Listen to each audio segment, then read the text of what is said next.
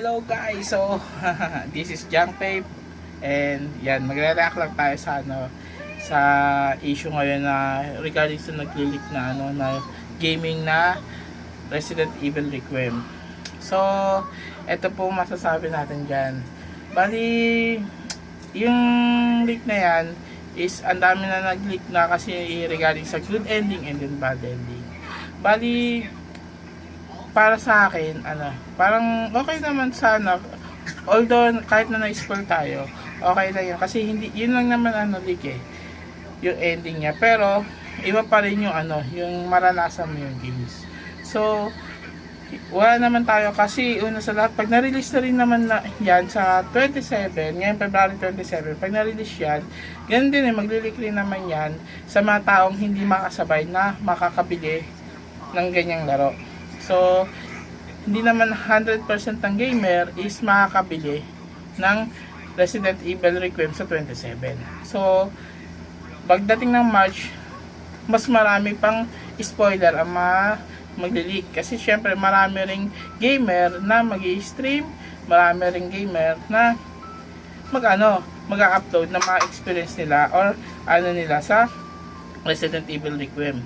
Pero, para sa akin, lang, hindi naman sa yun sa dahil sa na-spoil ka sa ending or dahil na-spoil ka sa mga lumabas na character kung sino man, hindi maaaring isang factor yan, pero mas better kung paano mo siya nilaro, kung paano mo in-enjoy yung laro, yun, paano ma-experience yung laro, iba pa rin ang pakiramdam kaysa sa ma-spoil ka, kasi iba pa rin yung na-experience mo yung game.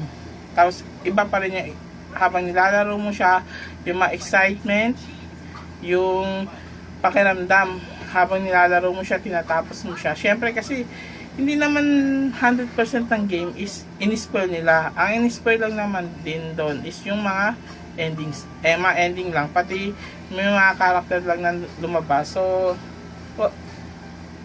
although kahit na wala ng surprise, siyempre kahit papano, naalaman mo na rin kung sino mga nandun lang, enjoy na lang yung game, and then siguro sa akin kahit na ma-spoil ako, iba pa rin yung yung ma-enjoy mo talaga yung game, yun lang.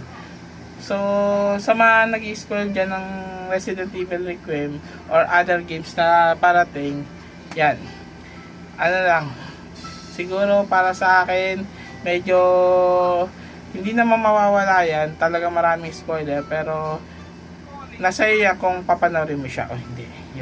Yun lang ang ating reaction sa sa kumakalat at naglilig, kasi usually rin naman ako isa rin ako sa mga nag-upload na mga games ng Resident Evil. Yun. So thank you for watching my short vlog, and then may makulit na po sa likod ko na mukhang tinatawag na tayo. Sige, sa susunod, thank you. Maraming salamat and thank you for watching my short vlog. Thank you po. Maraming salamat.